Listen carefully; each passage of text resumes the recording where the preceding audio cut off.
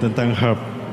Jadi ada satu program yang saat ini cukup gila dijalankan oleh Zionis Yahudi, yaitu program Reduction of Population, mengurangi populasi manusia. Reduksi itu mengurangi jumlah populasi manusia. Ini berangkat dari keyakinan Yahudi bahwa hanya merekalah yang layak tinggal di muka bumi. Ya, jadi Yahudi ini adalah kelompok yang menganut paham rasisme, bahwa ras mereka lah yang paling unggul. Selain dari mereka itu adalah subhuman.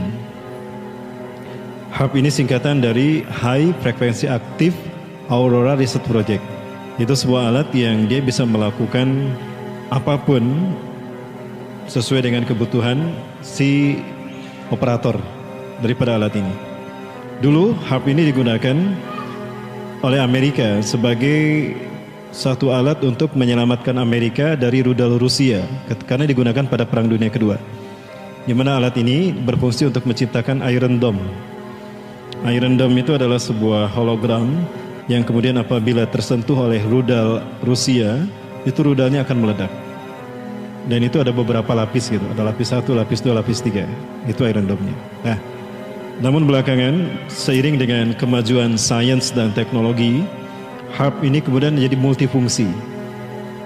Dia memiliki fungsi apapun. They can create the weather control, bisa mengontrol cuaca, bisa menciptakan cuaca ekstrim di musim yang berlawanan, bisa menciptakan gempa bumi, ya, dan juga bisa menciptakan hologram untuk memanipulasi informasi, bahkan untuk menghipnotis manusia dalam jumlah yang massal. Itu HARP. Ya, itu jadi multifungsi. Dan sekarang nanti saya perlihatkan yang dari jauh seperti apa bentuknya. Ini perbuatan HARP.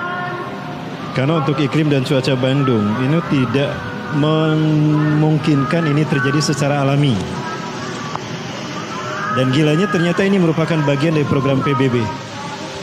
Yang tadi saya sampaikan bahwa ini merupakan bagian dari proyek PBB untuk mereduksi jumlah manusia. Pada akhirnya nanti akan mencapai 500 juta saja penduduk di muka bumi. Itu harus Yahudi semua. Nah, ini pecah. Pecahnya sampai ke Jalan Ciamplas, kemudian sampai ke Lembang. Alhamdulillahnya pecah. Saya perlihatkan yang ada di Cimahi. Seperti yang tadi, ya masih seperti yang tadi. Ini kita lihat dari jarak jauh. Kita lihat dari jarak jauh. Para mulai perhatikan betul bentuknya seperti apa.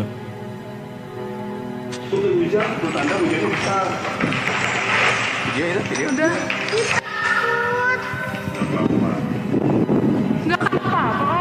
Enggak Pak. Sebelah sana dan bukan di sini. Ini asap apa air? Dari laut. Oh gitu. Air laut. Serem banget. Itu petanda. Baik, para bisa melihat tadi ya, hafalkan bentuknya. Nah sekarang saya ingin perlihatkan bentuk yang sama, tapi ini berada di Iran, di sebuah laut di Iran. Bagi kita mungkin masuk di akal jika hutan dibakar atau perumahan dibakar, masuk di akal karena ada sesuatu media yang bisa terbakar. Tapi kalau laut dibakar, masuk di akal tidak? Tidak masuk di akal. Tapi itulah yang terjadi.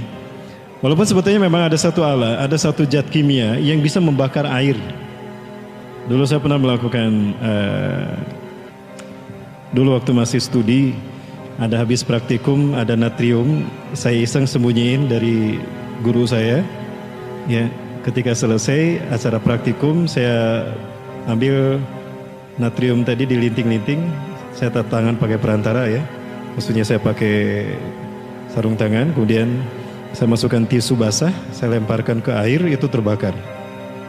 Ya, ini yang dilakukan oleh HARP ke Persia.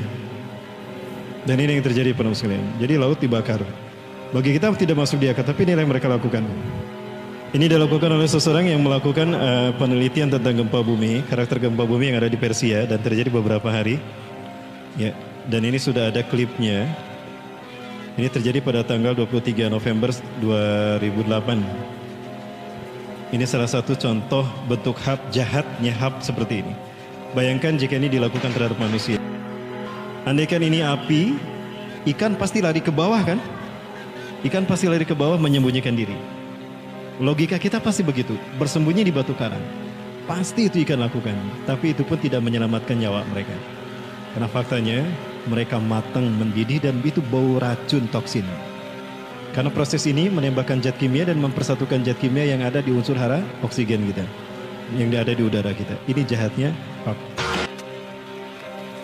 Jika masih ada di YouTube, mungkin silakan penambah bisa meneliti tentang ini.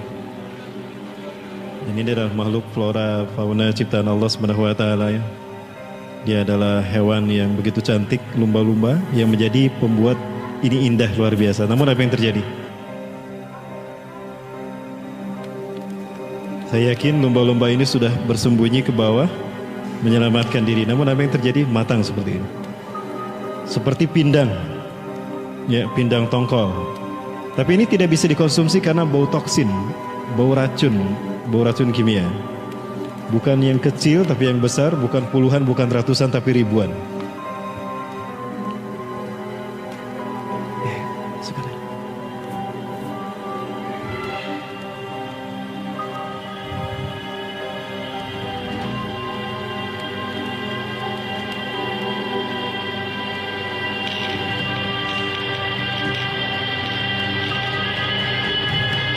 Nah, adakah PBB menghukum Amerika telah melakukan kehancuran, kerusakan pada satwa, flora dan fauna, ekosistem?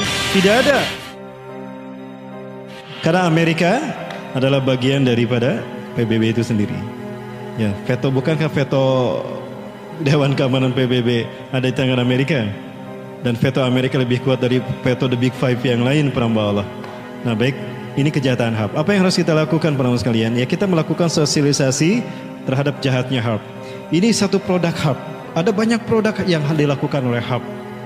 Produk yang kedua adalah chemtrail. Chemtrail ini singkatan dari chemical trail. Beda dengan contrail. Chemtrail ini adalah satu awan yang kalau paramboloh lihat di langit itu nggak hilang-hilang. Itu ada terus, itu nggak hilang-hilang. Itu bukan jejak pesawat. Kalau jejak pesawat itu namanya contrail, itu hilang. Ketika pesawatnya masih ada, itu awannya paling hanya sampai 500 atau 1 kilometer lah. Setelah itu hilang. Ya, setelah itu hilang. Bersenyawa dengan udara. Tapi chemtrail itu tidak, karena itu jejak kimia, chemical trail. Isinya itu adalah virus dan senjata-senjata biologis yang bisa membuat penyakit endemik. Maka banyak orang masyarakat mengalami penyakit-penyakit aneh itu karena perbuatan ini, karena chemtrail. Nah, di negara di dunia itu mereka sudah protes kepada pemerintahnya. Yang belum protes di mana? Di Indonesia. Karena belum yang memahami, sedikit yang memahami tentang chemtrail. Kami pernah melakukan itu di Hussein Sastranagara, Bandara Hussein. Teman saya saat itu menggunakan paspor, menggunakan ID sebagai jurnalis.